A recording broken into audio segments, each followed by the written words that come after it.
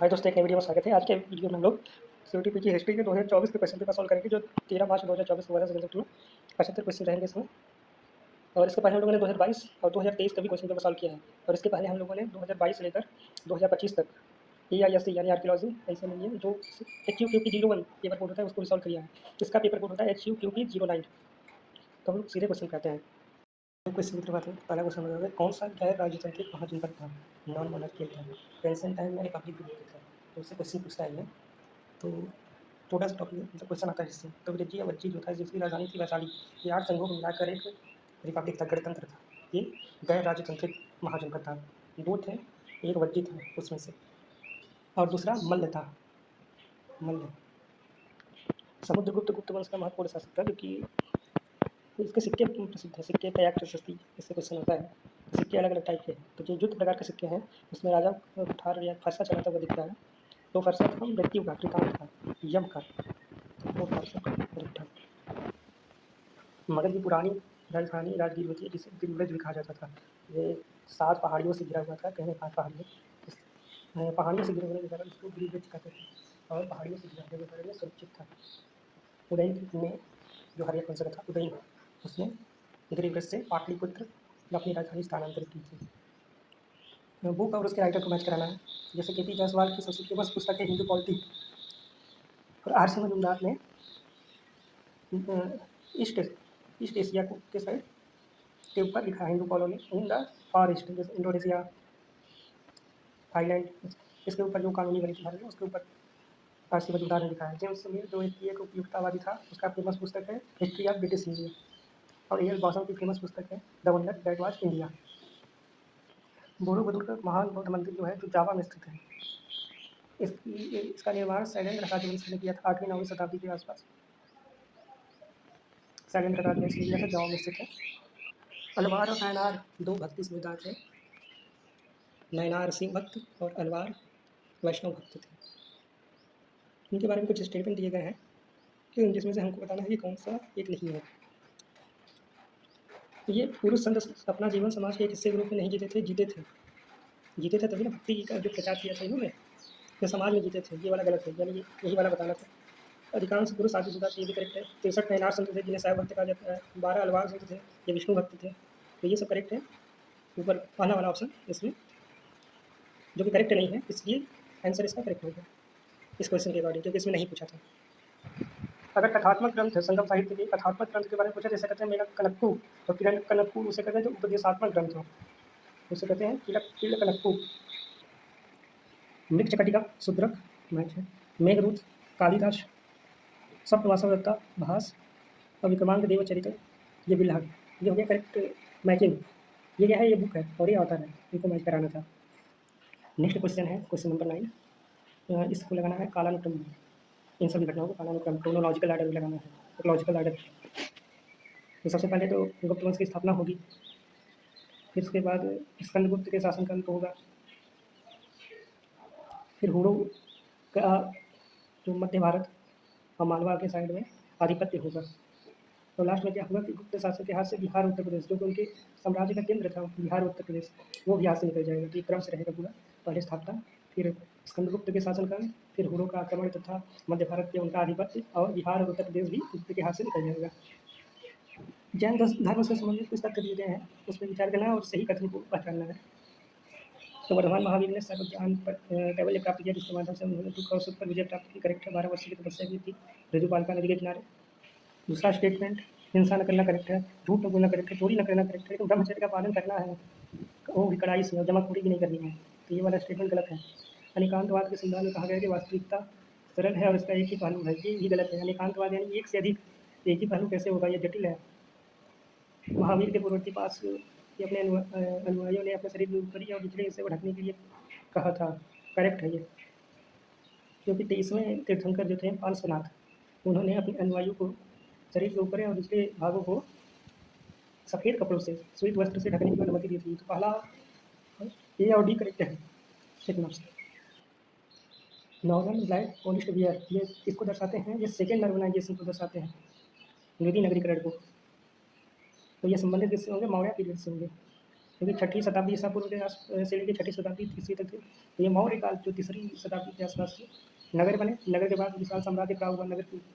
उसी क्रम में मगध शक्तिशाली हुआ तो मौर्य वंश ने वहाँ पे मौर्य वंश की स्थापना हुई। तो मौर्य काल इसका करेक्ट उत्तर।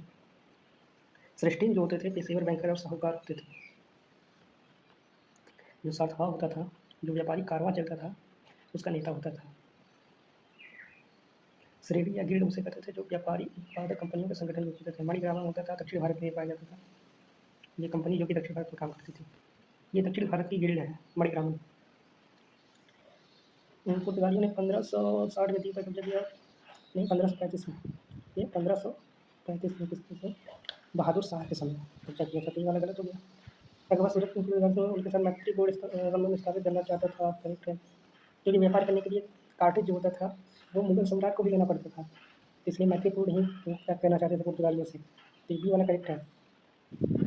इसी के तहत जो मैत्रीपूर्ण संबंध, इसी के तहत 1573 में अकबर ने कैम्ब्रिज में पुर्तगाली व्यापारियों को उनके आयातित वस्तुओं में सीमा शुल्क में छूट दी। ये करेक्ट है। 1585 में अकबर ने पुर्तगालियों के लिए कोई सेना नहीं भेजी थी। तो ये डी वाला भी रॉन्ग है। ये बी और सी करेक्ट है। ऑप्शन एलोरा के कैलाशनाथ मंदिर का निर्माण किसने कराया था। तो ये क्वेश्चन मैंने जितना भी सॉल्व किया है सिटी जी का, चाहे AIST हो चाहे हिस्ट्री हो, तो लगभग हर सेट में क्वेश्चन आया है, हर साल आया है।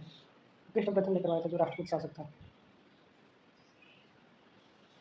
ईश्वर और आत्मा की गैर एकता यानी इसे कहते हैं द्वैतवाद, किसके द्वारा करवाया। इसका सिद्धांत किसने दिया। माधवाचार्य ने दिया था। शंकराचार्य ने अद्वैत, रामानुजाचार्य ने विशिष्ट अद्वैत और माधवाचार्य ने द्वैतवाद का सिद्धांत दिया था। ES आर्टेकर की जो बुक है वो राष्ट्रकूट के ऊपर है। तो के नीलकंठ शास्त्री चूड़ा के ऊपर है। दक्षिण भारत में का काम है के नीलकंठ शास्त्री का। KN चौधरी का ट्रेड एंड सिविलाइजेशन। और JN सरकार का हिस्ट्री ऑफ बंगाल है। सरकार यानी ये टाइटल जो है बंगाली, तो इसलिए आप लोग लगा बंगाल का। और ये के नीलकंठ शास्त्री का मतलब हर लगभग ये फेमस है। दक्षिण भारत चोलो का काम है, तो द चोला जिनका हो जाएगा। तो ये करेक्ट ऑथर और बुक का मैचिंग हो गया। संगम साहित्य की कविताओं में चोलों को किन रूपों में उल्लेख किया गया है। तो इनको उल्लेख किया गया कावेरी की लोन। इसका अर्थ होता है कावेरी की लोन का कावेरी के स्वामी, क्योंकि कावेरी और तंजावुर इसी के आसपास इनका साम्राज्य था। तो इनको कविताओं में कावेरी की लोन यानी कावेरी का स्वामी बोला जाता था। ये बहुत ही उपजाऊ इसका नदी का जो डेल्टा होता था। कुछ क्वेश्चन मॉडर्न से भी, तो ये मिक्स टाइप का है। मॉडर्न, मिडिवल और एंशिएंट तीनों मिक्स रहेंगे। टीवी हिस्ट्री के पेपर है, तीनों आता है। तो अमृत बाजार पत्रिका का संपादन किसने किया था। 1868 में ये राष्ट्रवादी जो पत्रिका है मोतीलाल घोष और केसर कुमार घोष। तो मोतीलाल घोष इसका करेक्ट हो जाएगा। इन्होंने अमृत बाजार पत्रिका का संपादन किया। कांग्रेस सोशलिस्ट पार्टी की स्थापना हुई थी 1934 में। कांग्रेस के अंदर जो युवा नेता थे, जो सुशीले नेता थे, उन्होंने किया था लेफ्ट विंग के। तो इसमें ये तीनों थे,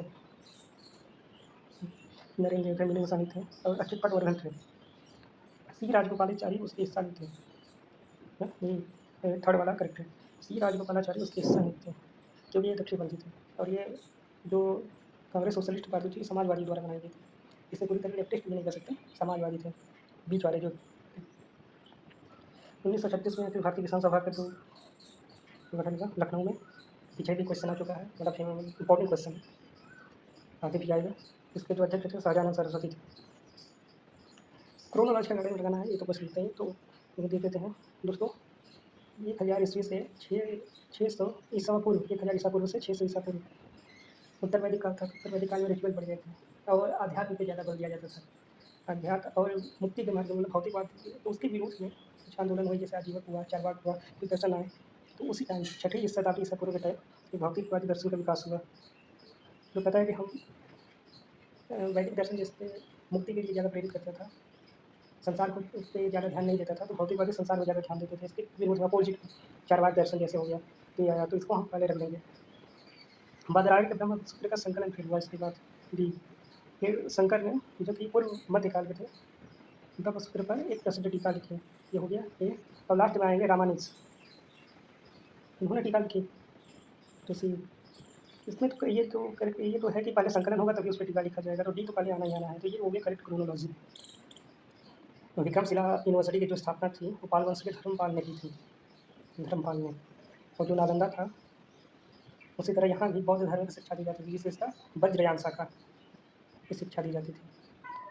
1876 और 78, 2 साल भारत में बहुत भयंकर अकाल पड़ा, बहुत ही भयंकर। तो इसके लिए लॉर्ड लिंकन ने एक आयोग की गठन किया था, जिसमें स्ट्रेची कमीशन, एक कमीशन आयोग की गठन हुआ, कमीशन तो गठन हुआ 1880 में। इसका एस्टिमेट करना था, बचाव कार्य कैसे होगा, ये सब का योजना बनाता था, और अकाल का कोड, हिमायन का कोड वगैरह कि आगे अकाल आए तो किस तरह से निपटा जाए, इसे बनाना था इसको। 1880 करेक्ट ऑप्शन है। इन्हीं का अध्यक्षता हुआ था, इसलिए इसे स्ट्रेची कमीशन कहते हैं। जो त्रिकोण में सिपाही और दशमलव का जो मान था वो आर्यभट्ट ने सबको पता है। संस्कृत को विनियमित करना, यानी भाषा को अगर विनियमित करना है तो किसके माध्यम से करेंगे? व्याकरण या संस्कृत व्याकरण के लिए पाणिनि का। वही संहिता किसका है? वराहमिहिर का। और बीज गणित और चतुर्भुज सूत्र ये सब किसका? ब्रह्मगुप्त का। ये भी करेक्ट है। दोस्तों EISC और हिस्ट्री दोनों के लिए चोल, जो चोल साम्राज्य से जुड़े हुए जो फैक्ट्स है, इतिहास है, ये सब बहुत ही महत्वपूर्ण है। क्वेश्चन तो आता ही आता है, एक से ऊपर ही आते हैं, तो थोड़ा डीप भी आ जाता है। UGC नेट में भी इंपॉर्टेंट है, तो जो CET देगा आगे चल के हो सकता है नेट कीजिए तो इसके लिए भी इंपॉर्टेंट है, तैयारी करते हैं। तो सबसे पहले क्या होता है, जब पहली बार संगम साहित्य में चोल थे, फिर उसके बाद ये रिटर्न होते हैं कब? 9वीं शताब्दी में। 9वीं शताब्दी की जो इनकी स्थापना की थी किसने की थी? विजयालय ने। तो सबसे पहले विजयालय आ जाएगा। तंजौर पर कब्जा किया। फिर राजराज ने केरल और उसके आसपास के लोगों पर हमला किया, इस पर कब्जा किया। तो कब्जा कर लेगा तो फिर ये खुश होगा तो मंदिर बनवाएगा, बृहदेश्वर मंदिर तंजौर में। अब इसका लड़का आएगा राजेंद्र प्रथम, ये उपाधि धारण करेगा गंगई कोंड चोल की, लेकिन कब करेगा? जब बंगाल में विजय के बाद वहाँ से गंगा जल आएगा तो गंगई कोंड चोल की उपाधि धारण करेगा। एक नगर भी बनाएगा गंगई कोंड चोलपुरम। ये हो गया करेक्ट क्रोनोलॉजिकल आर्डर। सबसे पहले B, फिर D, फिर A और फिर C। 1921 में ब्रिटिश सरकार ने इब्राहिम रहमतुल्लाह की अध्यक्षता में एक राजकोषीय आयोग का, फिस्कल कमीशन का, जो भारत का पहला राजकोषीय आयोग था, इसका गठन किया था। इसमें टैरिफ और इसकी जांच करना था, जिससे भारतीय उद्योग को संरक्षण किया जा सके, क्योंकि उनकी हालत बहुत खराब हो चुकी थी, इंडस्ट्रियल रिवोल्यूशन और जो इनका शोषण के तरीके थे ब्रिटिश के। तो इसके लिए इनकी इब्राहिम रहमतुल्लाह की अध्यक्षता में थर्ड वर्कर थे, इब्राहिम रहमतुल्लाह की अध्यक्षता में राजकोषीय आयोग फिस्कल कमीशन का गठन किया था। बौद्ध मंदिर है बोध गया, कंदरिया महादेव मंदिर है खजुराहो, सुचिंद्रा मंदिर है त्रावणकोर, और लिंगराज मंदिर है भुवनेश्वर। ये हो गया करेक्ट इसका आंसर। यानी इंपॉर्टेंट आर्किटेक्चर से भी क्वेश्चन आ रहे हैं इसमें भी। गुर्जर प्रतिहार वंश की राजधानी थी, पहले तो उज्जैन थी, लेकिन इन्होंने आपको पता है कन्नौज इनको राजधानी बनाया था। तो कन्नौज के लिए त्रिपक्षीय संघर्ष हुआ था, तो गुर्जर प्रतिहार भी इसमें भाग लिए थे। राजपूत तो आते थे जीत पे चले जाते थे, तो गुर्जर प्रतिहार फाइनली इस पर कब्जा किया और कन्नौज को राजधानी बनाया। मॉडर्न हिस्ट्री की घटनाओं को क्रोनोलॉजिकल ऑर्डर में लगाना है। तो पीना में रैंड का जो वध हुआ था वो 1897 हुआ था, जिसके द्वारा चापेकर बन गई था। मदन लाल ढींगरा ने विलियम सर्जन वाइली को गोली मारी थी, लंदन में जाके मारी थी 1909 में। चांदनी चौक पे लॉर्ड हार्डिंग के ऊपर एक बम फेंका गया 1912 में, रास बिहारी बोस द्वारा। रास बिहारी बोस द्वारा। श्याम जी कृष्णवर्मा ने इंडिया हाउस की स्थापना की 1905 में लंदन में। ये हो गया इसका डेट। पृथ्वीराज सिंहासन पर बैठा था, इसको भी क्रोनोलॉजिकल ऑर्डर में लगाना है। अर्ली मिडिवल के ये चीज जो घटनाएं हैं उनको क्रोनोलॉजिकल ऑर्डर में लगाना है। तो पृथ्वीराज बैठा था 1178 के आसपास। गजनी में महमूद गजनवी की मृत्यु हुई थी 1030 के आसपास। आल्हा और उदल की मृत्यु हुई थी 1182 के आसपास। विग्रह राज ने तोमरों से दिल्ली छीनी थी 1152 के आसपास, 50-52 के आसपास। ये हो गया उस करेक्ट जो घटनाएं थे उनके डेट के कब हुए थे। अब इसके आधार पर क्रोनोलॉजी लगा लेना है। अब मुगल का फिर क्रोनोलॉजी लगाना है। तो सबसे पहले क्या हुआ था कि गुलबदन ने, ये पीछे भी क्वेश्चन आ चुका है, पिछले वाले सेगमेंट इसमें बताया, तो गुलबदन ने पहले अकबर इसको कहा कि हुमायूं नामा लिखा जाए। तो कोई पढ़ा लिखा नहीं था, तो गुलबदन बेगम को कहा कि ये पहले घटना हुई थी। इसको पहले वाले सेक्शन दिया है, उसमें देख सकते हैं। यानी 20 हमारा स्टार्ट होना चाहिए, तो 20 से 2 ऑप्शन स्टार्ट होते हैं। इसके बाद बाबर के जो संस्कार तुर्की बाबरी, इसका फारसी में अनुवाद कराया था अब्दुल रहीम खान खाना द्वारा अकबर ने। ये वाला 1587 और ये 1589-90 के आसपास, 89 से 90, यानी बी के बाद ये आना चाहिए, जो कि दोनों ऑप्शन में है। जहांगीर फिर आएगा, अकबर के बाद कौन आएगा? जहांगीर। जहांगीर क्या लिखेगा? अपना जहांगीर नामा लिखेगा। और ये अब्दुल हमीद लाहौरी जो था शाहजहाँ के समय था। यानी करेक्ट ऑप्शन हो गया ये, BADC। भारत के पहले महासर्वेक्षक यानी survey general of India, first survey general of India कौन था? कॉलिन मैकेंजी थे। 1815 में इनको नियुक्त किया गया था, स्कॉटिश सेना से। जो एसोलियन था, हैंड एक्स था, ये निम्न पूरा प्रसारण काल। और जो था लेवलाइस स्क्रैपर जो था लेवलुई टेक्निक से बना था, ये मध्य पूरा प्रसारण काल। जो शेड था, शेड क्या होता है कि इसमें पॉलिश किया होता है, तो पॉलिश जो औजार थे वो 9 पाषाण काल के होंगे। माइक्रोलिथ तो सबको पता है कि ये मध्य पाषाण काल का औजार है। ये उपकरण के औजार थे और किस काल के थे उनको लगाना था, तो ये करेक्ट मैचिंग हो गया। किसान समाजों की सांस्कृतिक प्रथाओं का वर्णन करने के लिए ये महान और लघु परंपराएं शब्दावली किसने बनाई थी? ये रॉबर्ट रेड पीडियो की अमेरिकन थे, उन्होंने बनाई थी। और मैक्सिको के किसानों का अध्ययन करने के लिए बनाई थी। उस समय बनाए थे, मैक्सिको के किसान के अध्ययन करे थे 1950 में। थोड़ा ये ट्रेडिशन सेट के मतलब क्वेश्चन आया है, तो इसको आप स्किप भी कर सकते हैं। ये आर्कियोलॉजी के डेटिंग से भी क्वेश्चन आ गया है कि इसको क्या कहते हैं, तो इससे तो भी कर लेते हैं, कोई हार्ड नहीं है। डेटाक्रोनोलॉजी हम करें ट्री रिंग डेटिंग, जिसमें वृक्ष के छल्लों को देखकर हम उनके समय की गणना कर लेते हैं, ये होता है डेटाक्रोनोलॉजी। चलिए एंटोलॉजी जिसे कहते हैं मृत जीवों का विशेष, ये जीवाश्म विज्ञान इसे बोलते हैं। एथनोग्राफी बोलते हैं जीव संस्कृति और समुदायों का अध्ययन। और पेलियोग्राफी जो है प्राचीन लेखन का अध्ययन जो होता है, पेलियोग्राफी उसे बोला जाता है। ये हो गया एथनोग्राफी हो गया। एथनोग्राफी जीव संस्कृति और समुदायों का अध्ययन, मानव शास्त्री जिसका उपयोग ज़्यादा करते थे।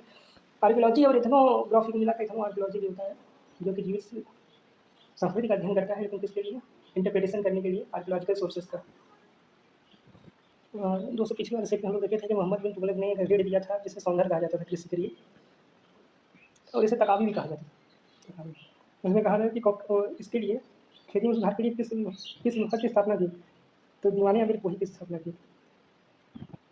1591 में चार मीनार का निर्माण, 1591 में गोलकुंडा के कुतुब शाही कहा था गोलकुंडा,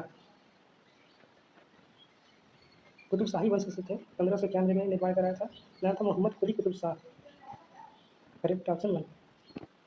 कर्नाटक के बीजापुर में जैसे वहाँ था गोलकुंडा में कुतुब शाही, तो यहाँ पे था आदिल शाही बीजापुर में। और बीजापुर के जो आदिल शाही वंश के जो मोहम्मद आदिल शाह एक शासक थे, इन्होंने ये सिंगल डोम बनाया था, एकल गुंबद, सिंगल डोम, और सबसे बड़ा ये इसे कहते हैं गोल गुंबज।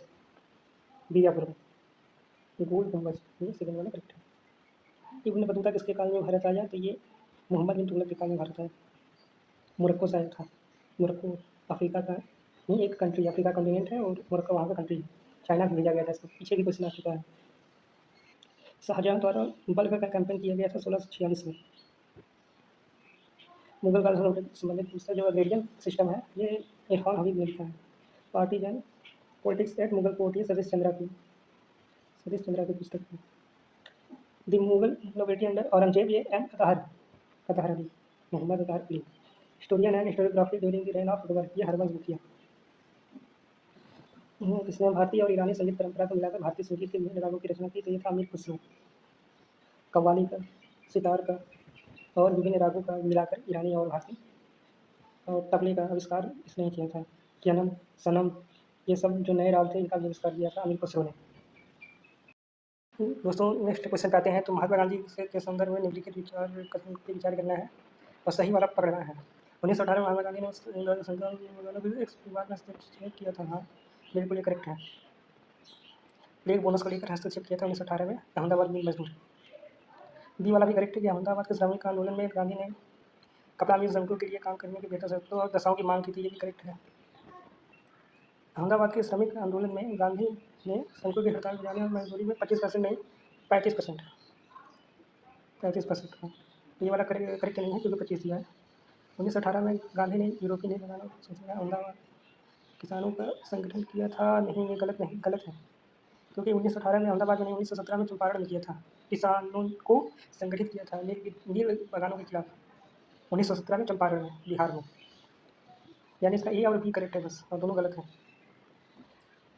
एबिलियन जो कर है इसका नाम फ्रांस का एक एबिलियन जगह है, एबिलियन जगह उस प्लेस है, उस वहाँ पे औजार जो प्राप्त हुए थे उसके नाम के आधार पर पड़ा है एबिलियन उपकरण, एबिलियन टूल्स। ये है पूर्व पाषाण काल से संबंधित है। एसोलियन एबिलियन। इब्न बतूता कहता है कि दिल्ली के 28 दरवाजे, यानी दिल्ली बहुत बड़ा विशाल था, इन्हें दरवाजा कहा जाता था। इनमें से जो बदायूं वाला दरवाजा था सबसे बड़ा, बदायूं दरवाजा सबसे बड़ा था। 28 दरवाजों में बदायूं सबसे बड़ा था, जिसके अनुसार इब्न बतूता के अनुसार। कुछ वर्ड हिस्ट्री से भी आ जाते हैं, जैसे ये लिटिल बॉय और फैटमैन। लिटिल बॉय फैटमैन थे, हमको सबको पता है कि 1945 में जो परमाणु बम गिराया गया जापान के ऊपर, अमेरिका ने जो बनाया था उसे लिटिल बॉय और फैटमैन का नाम दिया था। तो ये सेकेंड वाला करेक्ट है। 1761 में हैदर अली ने मिर्ज़ापुर से बेदनूर आदि पर विजय प्राप्त की और कारीगरों को अपने अधीन कर लिया था, ये करेक्ट है। विश्वमाधवराव के नेतृत्व में मराठों ने मैसूर क्षेत्र पर हमला किया और 1764 में हैदर अली पर आया तथा यहाँ से चौथ भी वसूलता था। ये भी करेक्ट है। हैदर अली और अंग्रेजों के बीच 1784 में संधि नहीं हुई थी, क्योंकि 1782 में ही हैदर अली की मृत्यु हो गई थी। तो ये वाला गलत है। हैदर अली सीखने की उत्सुकता में पश्चिमी ज्ञान, ये टीपू सुल्तान, ये टीपू ने किया था, हैदर अली के लड़के ने। ये वाला भी गलत है, क्योंकि हैदर अली को दिया गया जैकोबिन क्लब जो था, जैकोबिन क्लब की स्थापना जो था टीपू सुल्तान ने किया था। तो ये वाला भी रॉन्ग है। ये और भी करेक्ट है। सरला देवी चौधरी ने 1910 में इलाहाबाद में, इस समय का प्रयागराज, उस समय का इलाहाबाद में भारत स्त्री महामंडल की स्थापना की थी। तो उनका संबंध भी इसी से होगा। ये 1904 में तत्कालीन जो गृह सचिव थे भारत के, वो थे हर्बर्ट रिचली। उन्होंने कहा था कि संयुक्त बंगाल एक शक्ति है और विभाजित बंगाल अलग अलग दिशाओं में जाएगा। तो ये फोर्थ वाला इसका करेक्ट है, हर्बर्ट रिचली। वाइस राव को आधार क्रम में लगाना है, क्रोनोलॉजिकल आधार में लगाना है। तो हम लोग देख चुके कि एंशियंट में और मेडिवल में, अर्ली मेडिवल में क्रोनोलॉजी आ चुका था, मॉडर्न में भी आ गया है। तो इसको हम लोग लगा देते हैं। लॉर्ड लिटबू का कार्यकाल था 1936 से 43। लॉर्ड वेवल का कार्यकाल था 1943 से 1947। लॉर्ड इरविन का कार्यकाल था 1926 से 1931। तो लॉर्ड माउंटबेटन जिनके समय भारत आज़ाद हुआ था, तो लास्ट में आएंगे ही 1947 से 48। ये हुए करेक्ट इनका डेट। अब इसी आधार पर आप क्रोनोलॉजी लगा दीजिए। जो संविधान को अंतिम रूप दिया गया था वो 26 दिसंबर नहीं, नवंबर था। ये वाला हो गया गलत। जो मूल संविधान था, इसमें संघ और राज्य के लिए विषयों की सूची, दो सूची नहीं थी, इसमें भी समवर्ती सूची थी। समवर्ती सूची, राज्य और केंद्र, और समवर्ती सूची जो जिस पे दोनों कानून बना सकते हैं। तो बी वाला भी हो गया गलत। बी आर अम्बेडकर एक मजबूत केंद्रीय सरकार चाहते थे, जो भारत सरकार है अधिक मजबूत थी। ये करेक्ट है। बी आर अम्बेडकर एक मजबूत केंद्रीय सरकार चाहते थे। मद्रास के संस्थानों में राज्यों के शक्ति अधिकारों के पुनः आवंटन का बचाव किया था। ये भी करेक्ट है, यानी सी और डी करेक्ट है। दोस्तों, भारत के वायसराय का कार्यकाल कब से कब तक था? किसके बाद कौन आया? वायसराय नहीं, गवर्नर जनरल, बंगाल के गवर्नर और बंगाल के गवर्नर जनरल, ये पूरे हैं। इनको याद होना चाहिए कि कौन किसके बाद कौन आया। जैसे 2 क्वेश्चन हम लोग दे चुके हैं अभी, 3 क्वेश्चन के अंदर 2 क्वेश्चन आ चुके हैं। तो आ गया तो ठीक है, इजी क्वेश्चन माना जाएगा वैसे, क्योंकि बहुत जनरल है। हिस्ट्री वालों को जो पीजी करने जा रहे हैं, इतना तो बेसिक नॉलेज होना चाहिए। लॉर्ड विलियम बेंटिक, ये आएंगे 1828 से 35। सती प्रथा इनके समय में खत्म हुई। मैकाले मिलिट्स आया उसके समय में। लॉर्ड डलहौजी 1848 से 56 रेलवे लाए और हड़प नीति लाए। लॉर्ड कैनिंग 1856 से 58 और लॉर्ड एलन बेरो 1842 से 44। ताराबाई जो राजा राम की विधवा थी, उन्होंने 1700 में, जो राजा राम की मृत्यु को 1700 में औरंगजेब को शांति प्रस्ताव दिया था, लेकिन औरंगजेब ने इसको ठुकरा दिया। तो 1700 इसका करेक्ट ऑप्शन है। ये जो मद्रास और बॉम्बे के बीच पहले 1853 में तो चालू हुई, लेकिन मद्रास नहीं, यहाँ थाने और बॉम्बे के बीच, थाने, बॉम्बे से थाने के बीच चालू हुई थी 1853 में। वुड डिस्पैच के आधार पर 1857 में 3 विश्वविद्यालय स्थापित किए गए थे, बॉम्बे, कलकत्ता, मद्रास। करेक्ट है ये। पहली टेलीग्राफ जो लाइन थी भारत और यूरोप के बीच, ये 1865 में होनी गई थी। वर्नाकुलर जो टेक्स्ट है 1878 में आया था। डी करेक्ट है, यानी बी करेक्ट है और डी करेक्ट है। बी और डी फोर्थ वाला करेक्ट है। जो प्रथम आंग्ल बर्मा युद्ध हुआ था 1824-26 में। प्रथम आंग्ल मराठा युद्ध हुआ था 1775, 1777 और 1782। 1782 में सालाबाई की संधि हुई, इससे ये युद्ध खत्म हुआ था। द्वितीय आंग्ल मैसूर युद्ध हुआ था 1780-84। मैंगलोर की संधि से समाप्त हुआ था, और मैंगलोर की संधि टीपू सुल्तान ने की थी। 1782 में इसी युद्ध में हैदर अली की मृत्यु हो गई थी। और जो आंग्ल नेपाल युद्ध था 1814 और 16 को, इसमें कौन सी संधि हुई थी? सुगौली की संधि हुई थी। क्वेश्चन पे हम लोग आते हैं। तो बी आर अम्बेडकर से रिलेटेड हमको सही कथन बताना है। तो सबसे पहला कथन है कि बी आर अम्बेडकर को वायसराय की परिषद में श्रमिक सदस्य नियुक्त किया गया था। ये करेक्ट ऑप्शन है, करेक्ट स्टेटमेंट है। 1942 में जो वायसराय की कार्यकारी परिषद हुआ था, उसमें श्रम सदस्य के रूप में इनको नियुक्त किया गया था। उन्होंने महासत्याग्रह का आंदोलन किया था। ये भी करेक्ट है। 1927 में इन्होंने महासत्याग्रह का आयोजन किया था। बी वाला, ए और बी दोनों करेक्ट है। दोस्तों all India depressed class league, ये जो लीग है ना, इसकी स्थापना की थी बाबू जगजीवन राम ने, तो ये वाला तो गलत है। और उन्होंने तीनों गोलमेज सम्मेलन में भाग लिया था, तो ये वाला भी गलत है। केवल ए और बी करेक्ट है, थर्ड वाला ऑप्शन करेक्ट है। लॉर्ड कर्जन और उस समय कमांडर इन चीफ थे लॉर्ड किचनर, तो उनको भी जो सेना के प्रशासन अधिकारी को लेकर एक बड़ा विवाद हो गया था। लेकिन ब्रिटिश सरकार ने वायसराय कर्जन का समर्थन करने के बजाय कमांडर इन चीफ का पक्ष लिया, तो लॉर्ड कर्जन ने 1905 में अपने वायसराय के पद से ही इस्तीफा दे दिया। इसको बोलते हैं कर्जन किचनर विवाद, ये थर्ड वाला करेक्ट है। दोस्तों ये मत कि भारत में राष्ट्रवाद पश्चिम से उत्पन्न है, लेकिन उससे कुछ भिन्न है, कुछ विशेषताएं यहाँ घरेलू हैं, लेकिन मूलतः ये पश्चिम से लिया गया है। तो ये सबाल्टर्न हिस्टोरियन पार्थ चटर्जी ने कहा है। इन्होंने अपने book nationalist thought and the colonial world में इसको बताया है। खुदीराम बोस को 11 अगस्त 1908 को फांसी दी गई थी, सेकेंड वाला करेक्ट है, 1908। सुभाष चंद्र बोस ने 21 अक्टूबर 1943 को सिंगापुर के कैथे हॉल में स्वतंत्र भारत की अस्थायी सरकार की घोषणा की थी, जिसे आज़ाद हिंद सरकार भी कहा जाता था। तो फोर्थ वाला करेक्ट है, 1943। ब्रह्म समाज आंदोलन को कलकत्ता के सीमित साहित्यिक विद्यार्थी वर्ग के दायरों से निकालकर पूर्वी बंगाल के जिला शहरों में कौन लेकर गया था, तो ये विजय कृष्ण स्वामी थे। विजय कृष्ण गोस्वामी ने जो भद्र लोग से यानी कुलीनों के यहाँ से इस आंदोलन को निकालकर जन सामान्य के पास भी ले गए थे। थोड़ा डीप क्वेश्चन है। 1853 के चार्टर अधिनियम के तहत भारत के सिविल सेवकों को खुली परीक्षा के माध्यम से भर्ती किए जाने का प्रावधान किया गया। इसमें प्राकृतिक रूप से महारानी के साम्राज्य में जन्मे सभी लोग भाग ले सकते थे 1853 के चार्टर में। तो फर्स्ट वाला करेक्ट है, फर्स्ट वाला ऑप्शन करेक्ट है इसका, 1853 के चार्टर। 1893 में ब्रिटिश भारत की ओर से सर मॉर्टिमर डुरंड और अफगानिस्तान के अमीर अब्दुल रहमान खान के बीच डुरंड समझौता हुआ 1893 में, और इसमें सीमा निर्धारित की गई डुरंड लाइन, जो भारत और अफगानिस्तान को अलग करती है। इसमें अमीर ने खैबर अफरीदियों, वजीरियों और स्वात, बजौर, दीर और चित्राल में रहने वाली जनजातियों के मामले में हस्तक्षेप न करने को लेकर समझौता किया था। कैथरीन मेऊ, जो कि अमेरिका की एक राइटर थी, उन्होंने भारत में महिलाओं के स्थिति पे मदर इंडिया की किताब लिखी थी कि ऊपर से देखने में भारत कैसा है, अंदर से कैसा है। तो मदर इंडिया के विरोध में भारतीय राष्ट्रवादियों ने भी किताब लिखी थी।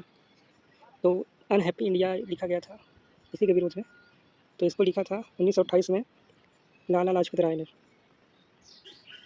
लाला लाजपत राय, थर्ड वाला ऑप्शन करेक्ट है। वैदिक hymns and sacred book of east पुस्तक लिखे कौन थे, तो ये थे मैक्स मूलर। बौद्ध धर्म, उसमें भी जब महायान विशेषता महायान शाखा में बोधिसत्व एक ऐसे व्यक्ति होते हैं जो बुद्धत्व प्राप्त करने के मार्ग पर हैं, यानी ये भावी बुद्ध हैं। बोधिसत्व का मतलब हो गया भावी बुद्ध। ये अपनी मुक्ति यानी मोक्ष तब तक ग्रहण नहीं करेंगे, निर्वाण तब तक ग्रहण नहीं करेंगे जब तक वह अन्य सभी प्राणियों को दुख से मुक्त न कर दे। ये हो गया बोधिसत्व यानी भावी बुद्ध। बृहदेश्वर टेम्पल जो है तंजौर में स्थित है। चोल राजा राजा राज प्रथम ने 1010 ईस्वी में इसे बनवाया था। The revolt of 1857 mainly affected the Bengal regiment, ये मुख्यतः बंगाल रेजिमेंट में था। 1935 के अधिनियम से संबंधित एक प्रश्न है और सही कथन हमको पहचानने हैं। तो गोलमेज सम्मेलनों की चर्चाओं के कारण यह अधिनियम पारित हुआ, ऐसा कुछ नहीं है। कांग्रेस ने सभी गोलमेज सम्मेलन में भाग नहीं लिया था, ये भी करेक्ट है। इसने प्रांतों में द्वैत शासन का प्रावधान किया था। द्वैत शासन तो पहले भी आ गया था, तो इसलिए करेक्ट नहीं मानेंगे। अखिल भारतीय संघ की स्थापना की थी, तो हाँ ये करेक्ट है। तो बी और डी करेक्ट है, फोर्थ वाला ऑप्शन करेक्ट है। रणजीत सिंह ने रीजेंसी को उखाड़ फेंका था 1797 में और सत्ता अपने हाथ में ले ली थी। रीजेंसी में कौन थे कि इनकी अपनी माता थी और दीवान लखपत राय और बाकी लोग जो थे उनका कंट्रोल था, तो इन्होंने उसको हटा दिया और 1797 में रीजेंसी को उखाड़ फेंक कर अपनी सत्ता अपने हाथ में ले ली। रणजीत सिंह ने भंगी सरदारों को लाहौर से बेदखल कर दिया, उस पर कब्जा कर लिया। ये 1799 में किया था। 1806 1807 के आसपास रणजीत सिंह ने पटियाला से कर एकत्र किया था, तो ये 1807 हो जाएगा। अफगान शासक जमान शाह अब्दाली ने रणजीत सिंह को लाहौर को हड़पने और अफगान अधिराज्य की ओर से शासन करने के लिए अधिकृत किया था। ये हुआ था 1799 में। लेकिन ये जो 1799 में डी वाला ऑप्शन है, ये बी से पहले आएगा। तो ए के बाद आएगा डी, फिर बी, फिर C, A D B C. Second वाला करेक्ट है, वैसे भी ऑप्शन से एलिमिनेट हो जा रहा है। हारटोंग समिति बनी थी 1929 में शिक्षा के लिए। सैडलर विश्वविद्यालय आया गया था 1917 में शिक्षा के लिए। सार्वजनिक योजना आई थी 1944 में। और बुनियादी तालीम की वर्धा योजना थी 1937 में आई थी। बर्खास्त भूमि अधिनियम और बिहार किराएदारी अधिनियम की बहाली 1938 में हुई थी, जब कांग्रेस की सरकार बनी थी ना 1937 के चुनाव के द्वारा, तो उसने ये कानून लाया था जिससे किसान की सुरक्षा की जाए जमींदारों से। तो सेकंड ऑप्शन करेक्ट है। बार्टन स्टीन ने दक्षिण भारत के राज्य जैसे चोल पांड्य मतलब उस समय के जो अर्ली मेडिवल के थे उसको क्या कहा, उसके लिए सेगमेंट्री स्टेट का सिद्धांत दिया था, जो समाज को बोला था कि ये किसान समाज है। सेकंड वाला ऑप्शन करेक्ट है। किस महायान ग्रंथ में गौतम बुद्ध के जीवन का अलंकारिक वर्णन है? यह है ललित विस्तार में। इसमें इनके जीवन के बारे में अतिशयोक्तिपूर्ण बहुत अलंकार द्वारा वर्णन किया गया है। ये स्वर्ग से उतरने से लेकर सारनाथ में प्रथम उपदेश देने तक। 7 वाहनों की राजभाषा थी वो प्राकृत थी,